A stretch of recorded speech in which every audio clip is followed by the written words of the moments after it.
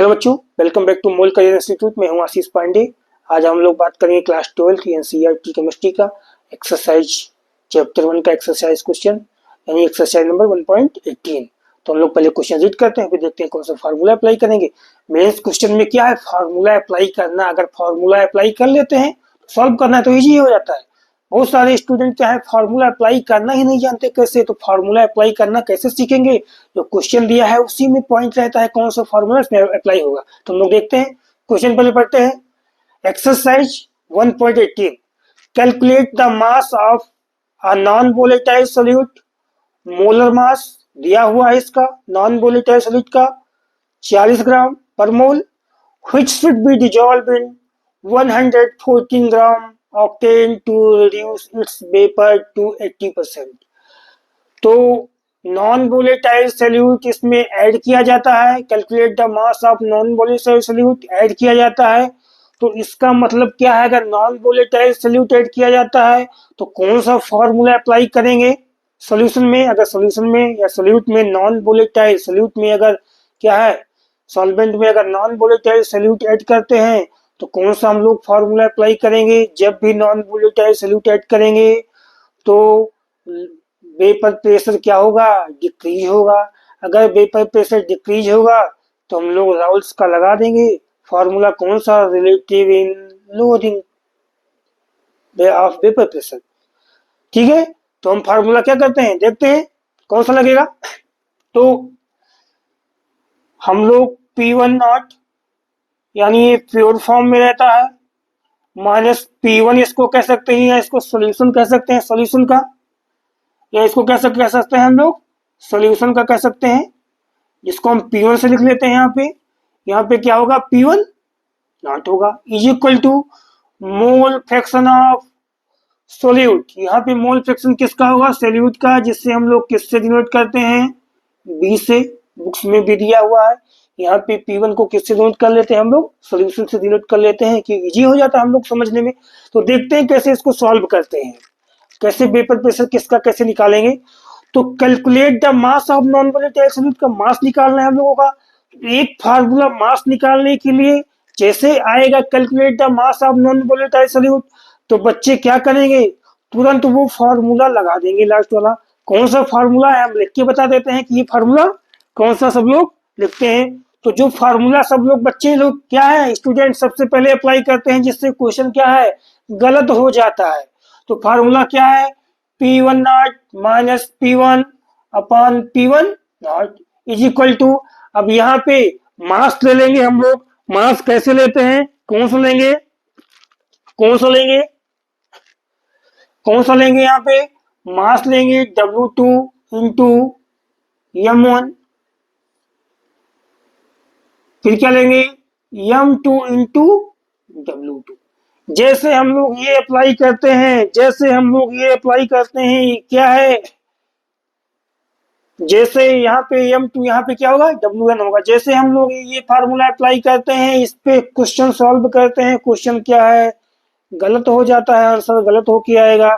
क्योंकि ये फार्मूला क्या है, वेरी डाइल्यूट सॉल्यूशन के लिए है। जब अगर सॉल्यूशन क्या होगा, वेरी डाइल्यूट होगा। क्वेश्चन में कहीं आपको नहीं पता है कि क्या है, सॉल्यूशन डाइल्यूट है, क्योंकि जो मास नॉन वोलेटाइल सॉल्यूट का है मोलर मास दिया है, ना कि इसमें मास दिया है। हमेशा वेपर प्रेशर किस पे डिपेंड करता है, क्वांटिटी पे डिपेंड करता है, सॉल्यूट के क्वांटिटी पे डिपेंड करेगा। यानी क्या है, उस पे उसके मास पे डिपेंड करेगा, उसके पार्टिकल पे डिपेंड करेगा, ना कि मोलर मास पे डिपेंड करेगा। सब लोग क्या है, मोलर मास देख करके फार्मूला ये अप्लाई कर देते हैं और क्वेश्चन गलत हो जाता है। तो हम लोग ये इसको ना अप्लाई करके कौन सा उसका पहले फार्मूला, उसके पहले स्टेप में, ये स्टेप तो डेरिवेशन में आगे बढ़ गए जब डाइल्यूट सोल्यूशन लेंगे। इसमें कहीं पे डाइल्यूट सोल्यूशन का बात नहीं दिया, यानी कि क्वांटिटी नहीं दी हुई है सोल्यूट की। तो हम लोग ये फार्मूला अप्लाई करेंगे। अब देखते हैं 80% रिड्यूस हो जाता है, किसका 80% रिड्यूस हो जाता है, जो वेपर प्रेशर रहता है कौन सा, पेवर वाला, पेवर फॉर्म का, यानी P1 नॉट का 80% हो जाता है। कौन हो जाता है, P1 हो जाता है। तो P1 नॉट का 80% क्या हो जाएगा, P1 नॉट का, P1 नॉट का। तो लिखेंगे पहले कैसे निकालते हैं इसको, P1 नॉट का मतलब क्या होगा, मल्टीप्लाई गुणा होगा, या P1 ऑफ, ठीक है, रिड्यूस होगा P1 इंटू 80%, 80 यहां लिखेंगे, उसके नीचे परसेंट यानी 100 नीचे लिख लेंगे। अब इसको सॉल्व करेंगे, सॉल्व करने पे क्या आएगा, जीरो से जीरो कैंसिल हो जाएगा, ये जीरो कैंसिल करेंगे, यहाँ पे क्या आएगा 0.8 P1 नॉट से मल्टीप्लाई है, P1 नॉट यहाँ पे अप्लाई करेंगे। यहाँ तक समझ में आ गया सबको। अब हम लोग आगे इस फॉर्मूले पे अप्लाई कर लेते हैं। कैसे करेंगे, P1 नॉट की जगह पे क्या लिखेंगे, P1 नॉट ही लिखेंगे। हमने यहाँ पे क्या निकाला है, P1 निकाला है, P1 निकाला है यानी सोल्यूशन का निकाला है, यहाँ पे P1 निकाला है, P1 नॉट माइनस ये P1 क्या आया है 0.8 P1 not upon P1 naught हो गया, is equal to mole fraction of solute का निकालेंगे। तो मोल फ्रैक्शन ऑफ सोल्यूट का फार्मूला क्या होता है, मोल्स ऑफ सोल्यूट, सोल्यूट का मोल्स लेंगे upon total mole, total moles लेते हैं तो टोटल मोल्स क्या हो जाएगा, moles of solute plus moles of solvent. तो मोल्स ऑफ सोल्यूट यहां पे लेंगे प्लस मोल्स ऑफ सॉल्वेंट का ले लेंगे, सॉल्वेंट का ले लेंगे। अब यहां तक ये हमें समझ में आ गया। अब हम लोग इसको अप्लाई कर लेते हैं, फॉर्मूले को पहले देखते हैं। P1 नॉट सॉल्व करेंगे एक ही जगह, 0.8 P1 not upon P1 naught is equal two moles of solute. तो सोल्यूट का मोल्स, मोल्स कैसे हम लोग निकालते हैं, तो मोल्स कैसे निकालते हैं, मास of solute upon molar mass of solute upon, हम लोग सॉल्व कर लेते हैं इसको, मोल्स ऑफ सोल्यूट क्या हो जाएगा, वही चीज मास of solute upon molar mass of solute, molar mass of solute plus plus क्या आ जाएगा, moles of solvent, moles of solvent क्या हो जाएगा, मास of solvent, mass of solvent upon molar mass of solvent. यहां तक आप सबको समझ में आ गया होगा फॉर्मूले पे कैसे ये अप्लाई करेंगे, कैसे मास ऑफ सोल्यूट की जगह पे मास ऑफ सोल्यूट लिखेंगे, मोलर मास लिख देंगे, मास of solute, mass of solvent, molar mass of solvent हो जाएगा। अब हम लोग इसको अप्लाई करते हैं, इसको इरेज करके यहाँ पे देखते हैं क्या आएगा। यहां तक सबको पता चल ही गया है, तो ये फॉर्मूले पे अप्लाई कर लेते हैं, सॉल्व करते हैं, देखते हैं कैसे सॉल्व होगा। तो P1 नॉट यहाँ पे लिखेंगे, ऐसे लिख लेंगे, ठीक है। अब ये लिखते हैं माइनस 0.8 P1 नॉट, कि आप लोगों को समझ में आ रहे, आता रहे, इकट्ठा ही सॉल्व करेंगे एक साथ। अब मास of solute, molar mass of solute, तो मास ऑफ सोल्यूट तो दिया नहीं है, केवल इसका मोलर मास दिया है, तो मास ऑफ सोल्यूट नहीं दिया है, इसकी जगह पे क्या लेंगे, W ले लेंगे, ठीक है, यानी मास ऑफ सोल्यूट लिख लेंगे। मोलर मास ऑफ सोल्यूट दिया है कितना, 40 ग्राम अपॉन, ये हो गया mass of solute, molar mass of solute यानी W upon 40 gram plus mass of solvent, तो mass of solvent upon molar mass of solvent. तो मास ऑफ सॉल्वेंट क्या दिया हुआ है, सॉल्वेंट क्या है 114 ग्राम यानी 114 ग्राम ऑक्टेन, तो यानी ऑक्टेन दिया हुआ है। तो पहले क्या निकालेंगे, मास ऑफ सॉल्वेंट, तो पहले क्या लिखेंगे 114 ग्राम, ऑक्टेन हो गया। अब मोलर मास ऑफ ऑक्टेन का निकालना है, तो मोलर मास कैसे निकालेंगे, पहले देखते हैं ऑक्टेन क्या होता है, ऑक्टेन कैसे निकालते हैं। ऑक्टेन क्या है, एल्केन है, एल्केन का फॉर्मूला क्या होता है CnH2n प्लस 2, इसके पहले हम लोग पढ़ चुके हैं, बता चुके हैं आप लोगों को, यानी नंबर क्या है, ये कार्बन का नंबर है, ऑक्टेन है तो यहाँ पे 8 हो जाएगा, तो C8 हो जाएगा, H2 इंटू 8 प्लस 2 हो जाएगा। सॉल्व करने पे क्या आएगा, C8 H 8 दूनी 16 तो 18, 18 आ गया। C8H18। अब इसका हम लोग निकालेंगे मोलर मास। मोलर मास निकालता है टोटल एटम के मास को ऐड कर लेंगे। अब मोलर मास कैसे निकालेंगे हम लोग? कार्बन का कितना होता है मास? 12 होता है। कितने इसके एटम है? 8 होते हैं। प्लस हाइड्रोजन का मास कितना? 1 होते हैं। कितने इसके एटम है? 18 होते हैं। सॉल्व करने पे क्या आएगा?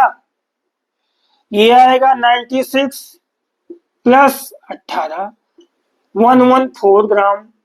क्या आएगा? मोलर मास निकाल रहे हैं पर मोल आएगा, यानी इसके जगह पे क्या आएगा? 114 ग्राम पर मोल आ गया। ठीक है, तो अगर हम इसको सॉल्व करेंगे तो देखते हैं ये क्या है, मास है, ये ग्राम पर मोल में आ गया है। ये कैंसिल हो जाएगा, मोल केवल बचेगा, ये भी मोल है। तो हम लोग सॉल्व करेंगे, इसको एज कर देते हैं। अब सॉल्व करते हैं, देखते हैं कैसे सॉल्व करेंगे। कैसे सॉल्व करेंगे? ये कैंसिल हो गया।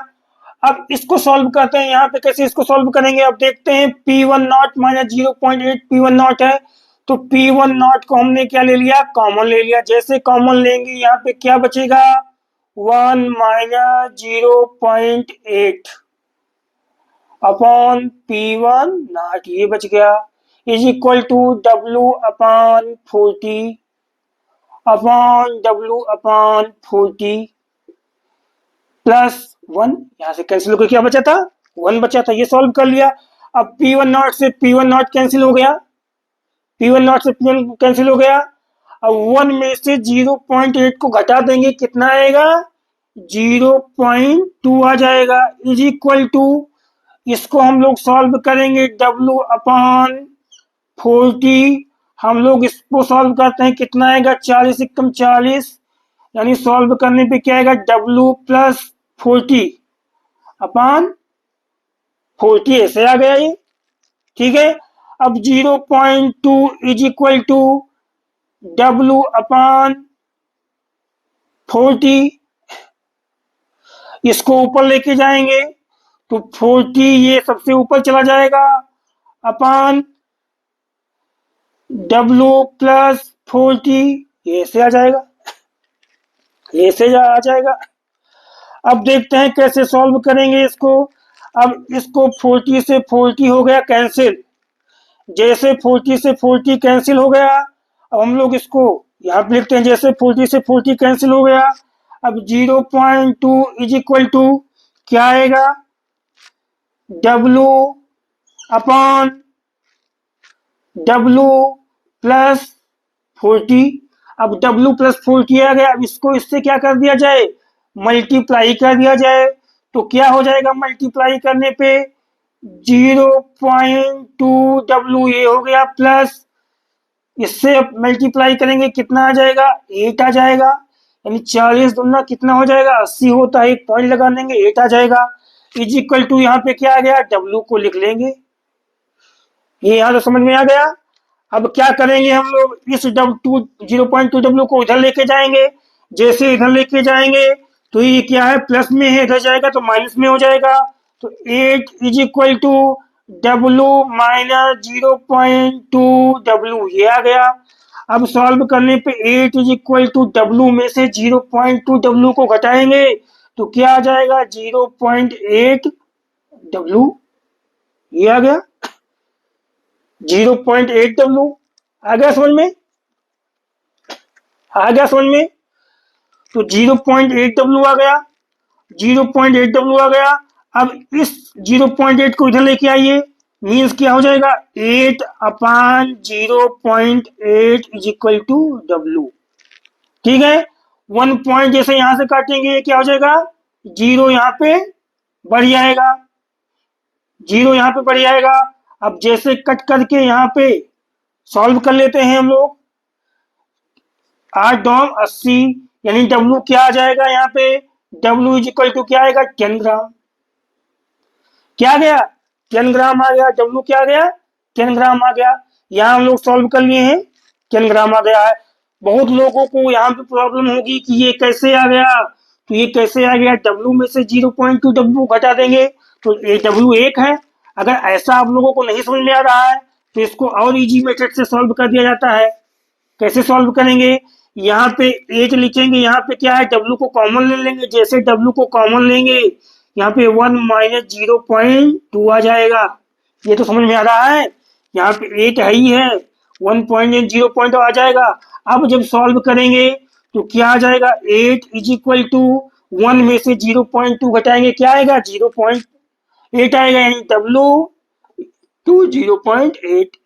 अब W इंटू 0.8, W यहीं पे यहीं रखा रहने दो, 0.8 को इधर ले आइए तो 8 अपान 0.8 आ जाएगा is equal to W। Solve करने पे ये क्या आएगा, 10 ग्राम। ठीक है, तो आप लोगों को समझ में आ गया इजी मेथड में। अब इसको आप लोग प्रैक्टिस करते रहिए, क्वेश्चन को जो पीछे हम लोग पढ़ चुके हैं उसको अभी प्रैक्टिस करते रहिए कि आपको याद रहे। Thank you.